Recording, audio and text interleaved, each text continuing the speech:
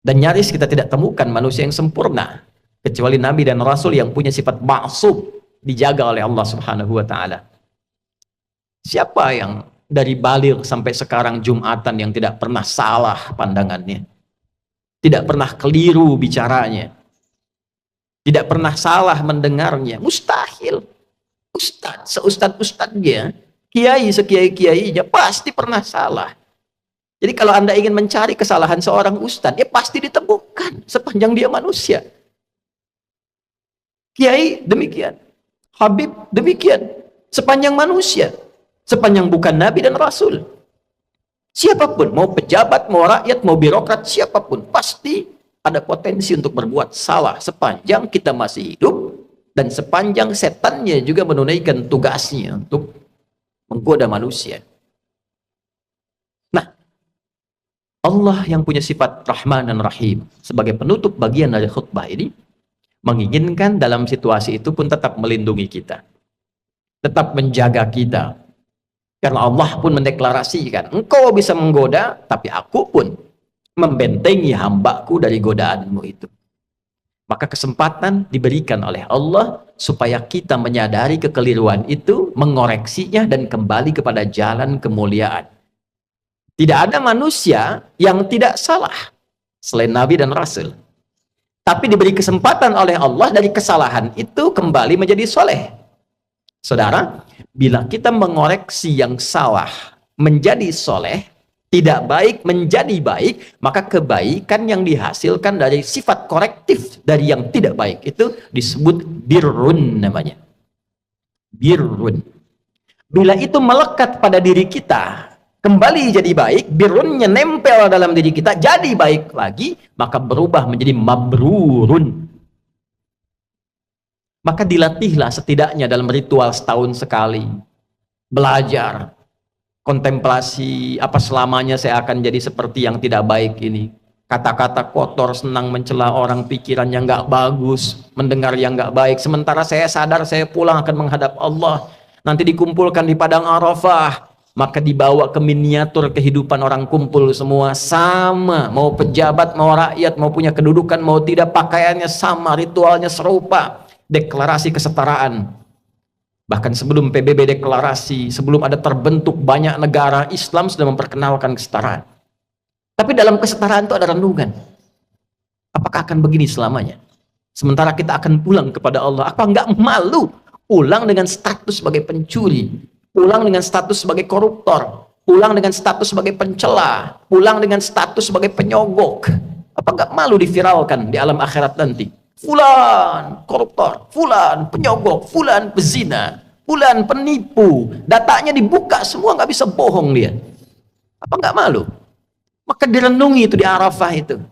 Taubat dia, kenali dirinya, tahu kemana ia berkehidupan, kemana ia berakhir, kemana ia pulang. Setelah itu dia bertekad, dia zikir dari Arafah pergi ke Muzdalifah. Fa idza afadtum min Arafatin fadhkurullaha indal masy'aril haram. Dia bawa zikirnya, dia bertekad, dia akan lempari itu sifat-sifat buruknya yang ada dalam tubuhnya dulu, karena tiga yang mempengaruhi dia menjadi tidak baik. Dirinya yang tidak bisa mengontrol nafsunya, faktor lingkungan sekitar yang dekat, lalu yang ketiga lingkungan jauh, terdekatnya disebut aqabah dalam diri, lingkungan sekitaran disebut wusta, yang jauh disebut dengan ula. Maka yang pertama dia lakukan, lempari dulu sifat yang tak baik dalam dirinya. Maka catatan di Arafah, dia bawa ke Muzdalifah, dia bawa 7 kerikil di situ, dia datang ke Jamarat, dia lempari. Bismillah, Allahu Akbar, lontar sifat kurang baiknya. Oh, ini diri saya yang tak bisa mengontrol nafsu, sering celah orang. Bismillah, Allahu Akbar, lontar, dia nangis karena yang dilontar sifat buruknya. Ritualnya demikian. 2 lontar, 3 lontar, sampai ujung kepala, sampai kaki. Setelah dia melontar, dia menghadap ke arah kiblat, lalu dia berkomitmen. Inni wajjahtu wajhiya lilladzi fatara as-samawati wal arda hanifan musliman wa ma ana minal musyrikin. Inna salati wa nusuki wa mahyaya wa mamati lillahi rabbil alamin la syarika lah wa bidzalika umirtu wa ana minal muslimin wa ana awwalul muslimin. Ya Allah, detik inilah aku pasrahkan diriku sepenuhnya kepada Engkau, penguasa semesta. Ada orang-orang berkata Tuhan itu alam semesta, maka Allah lebih detil lewat Rasul yang disampaikan, akulah penguasa alam semesta itu. Ada sering orang berkata karena dia sulit menemukan Tuhan, dia katakan semesta begini, alam semesta memberikan hukum. Saudara, Allah langsung mengatakan, Alhamdulillahi Rabbil Alamin. Kalau engkau masih bingung, akulah Tuhan yang merawat dan mencipta semesta itu. Maka Nabi mengajarkan, aku pasrahkan ya Allah diriku kepada engkau penguasa semesta. Bila pun selama ini aku sholat, aku beribadah, aku hidup ya Allah. Dan kalaupun aku wafat sampai detik ini, aku menyadari aku banyak salahnya. Maka aku bertobat dan berjanji tidak akan menyimpang lagi. Kalau engkau beri aku kesempatan hidup setelah ini, aku berjanji akan menjadi muslim yang lebih baik lagi mulai detik ini. Lalu setelah itu dia merenung lagi, ada yang belum selesai, maka dia pergi ke Muna. Kita kenal dengan Mina. Dia renungkan apa nih? Karena pengaruh teman, catat oleh dia. Oh, ini saya nggak bagus karena gaulnya nggak baik di sini. Karena pengaruh tempat baru, dia bertugas, bertemu lingkungan baru, maka dia balik lagi. Sehari, renungkan lagi, 2 hari. Dia merasa bagus, selesai. Tawaf ifadah, terdahulukan oleh dia, selesai, tuntas hajinya. Dia merasa kurang sempurna, sampai hari ketiga, nafar akhir. Wadhkurullaha fi ayyamin ma'dudat, faman ta'ajjala fi yawmaini fala ithma alaihi, wa man ta'akhkhara fala ithma alaihi. Apa kesimpulannya? Limanit taqa, jika dia sudah menilai dirinya, takwanya sudah balik. Jadi intinya takwa lagi. Takwa lagi. Itulah sebabnya bekal haji pun dari bekal takwa, pulang takwa. Di mana ditemukan statement bekalnya? Al-Baqarah 197. Al-hajju ashhurum ma'lumat, faman farada fihinna al-hajja fala rafatha wala fusuqa wala jidala fil hajj, wa ma taf'alu min khairin ya'lamuhu Allah, wa tazawwadu fa inna khairaz zadi taqwa. Haji itu ditentukan waktunya, sudah viral diketahui persiapan sampai puncaknya. Jika Anda komitmen bersiap haji, maka siapkan dirimu. Jangan berkata kotor. Jangan engkau berdebat pada yang tidak penting, berselisih. Jangan berperilaku menyimpang. Itu yang kita koreksi di sana. Silahkan berbekal. Allah tahu banyak orang mau berbekal. Kopernya tuh silahkan besarin, bekalin materinya, baju, persiapan. Tapi yang terpenting bukan itu, kata Allah. Yang terpenting itu koreksi dirimu. Wa tazawwadu fa inna khairaz zadi taqwa. Bekal takwamu. Makanya sebelum berangkat kita manasik tuh. Malam tahajud tingkatkan, baca Quran tingkatkan, itu bagian takwa. Nanti di sana dioptimalkan, begitu pulang 5 menit taqa. Setelah 2 hari, 3 hari selesai di Muna itu, kita simpulkan ada perubahan enggak? Itulah sifat takwa. Ketika pulang berubah jadi baik, yang tak baik dikoreksi jadi baik. Itulah birrun. Melekat pada pelakunya mabrurun. Ini yang dimaksud kalimat Nabi, al-hajjul mabrur. Haji yang merubah pelakunya menjadi lebih baik dari sebelumnya. Bagi kita yang belum atau tidak berhaji di tahun ini, maka diberikan jalan berbeda. Tapi ini bukan haji. Tetap haji lebih utama karena ada ritual-ritualnya. Tapi ada substansi yang serupa, mabrur, membentuk karakter mabrur walaupun belum ada kesempatan haji. Lewat apa itu? Awal Dzulhijjah kita puasa, bekali takwa. Di sana wukuf di hari ke-9 waktu Saudi. Makanya disebutkan yaum siyam yaumi Arafat. Puasa yang dilangsungkan di harinya saat orang-orang itu wukuf di Arafah, hari di Arafahnya tanggal 9. 9 waktu Saudi, 9 waktu kita. Di sana tanggal 9 wukuf, di sini kita tunaikan puasa. Sama persis puasanya, ya seperti halnya perilaku orang-orang yang sedang wukuf, dia merenung, dia koreksi. Jadi tidak seperti yang Ramadan sifatnya. Tidak seperti yang Ayyamul Bid sifatnya. Bukan cuma sekedar tahan lapar, haus, terbit fajar sampai maghrib. Semua puasa tidak begitu.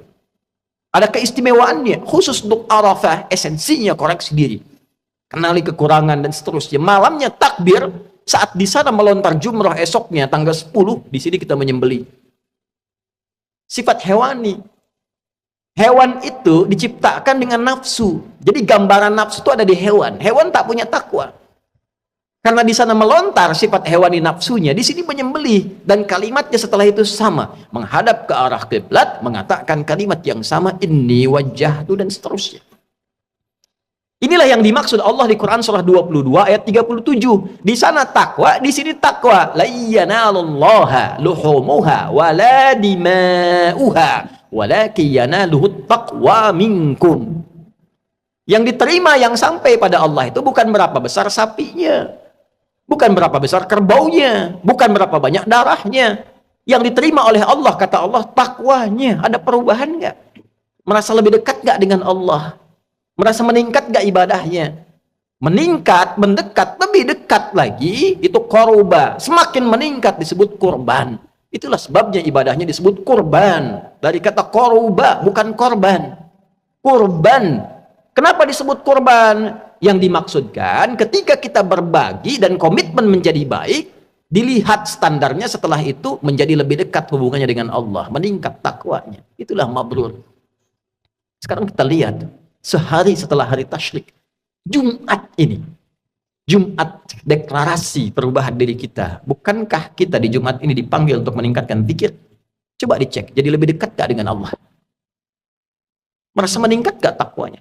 Beruntung kita, alhamdulillah, tinggal di Indonesia, karena semua bagian dasar kehidupan berbangsa, bernegara dipaku dengan sifat takwa. Di pendidikan, Undang-Undang Sisdiknas nomor 20 tahun 2003, dari mulai pasal menimbang A sampai E, 5 itu poinnya. Poin kedua, B itu sudah takwa. Undang-Undang Dasar tahun 1945 mengamanatkan pada pemerintah, mengusahakan menyelenggarakan satu sistem pendidikan yang meningkatkan keimanan dan ketakwaan pada Tuhan Yang Maha Esa, serta akhlak mulia. Baru mencerdaskan kehidupan bangsa. Masuk tentara Sabta Marga, ada 7. Nomor 3-nya itu adalah takwa. Kami tentara Indonesia yang bertakwa pada Tuhan Yang Maha Esa, membela kebenaran, kejujuran, dan keadilan. Masuk hakim, ada pancadharma. Nomor 1-nya itu takwa. Dari takwa sampai tirta, 1-nya takwa. Kami hakim Indonesia yang bertakwa pada Tuhan Yang Maha Esa. Masuk polisi, Tribrata, nomor 1-nya takwa. Kami polisi, Negara Kesatuan Republik Indonesia yang bertakwa pada Tuhan Yang Maha Esa. Jadi itu ukuran pendiri bangsa ini menginginkan kita jadi orang baik sebelum pintar. Sebab pintar tidak baik, celaka. Korupsi itu banyak dilakukan oleh yang pintar. Pengelabuannya oleh yang pintar. Cuma karena nggak ada takwanya sebagai amanat undang-undang, itu yang jadi problem. Nah, kalau kita mengklaim negara muslim terbesar, setiap Jumat pengingat pertama takwa, hadirin. Bertakwalah kepada Allah dengan sebenar-benarnya takwa. Tuh pulang Jumatan, betul nggak takwanya ada tuh? Ada nggak yang hilang sendal tuh? Baru keluar masjid. Itu kalau kita tunjukkan menjadi muslim yang benar, berubah jadi lebih baik, korban dekat dengan Allah, itulah esensi manusia mabrur yang diinginkan oleh Allah dan Rasul.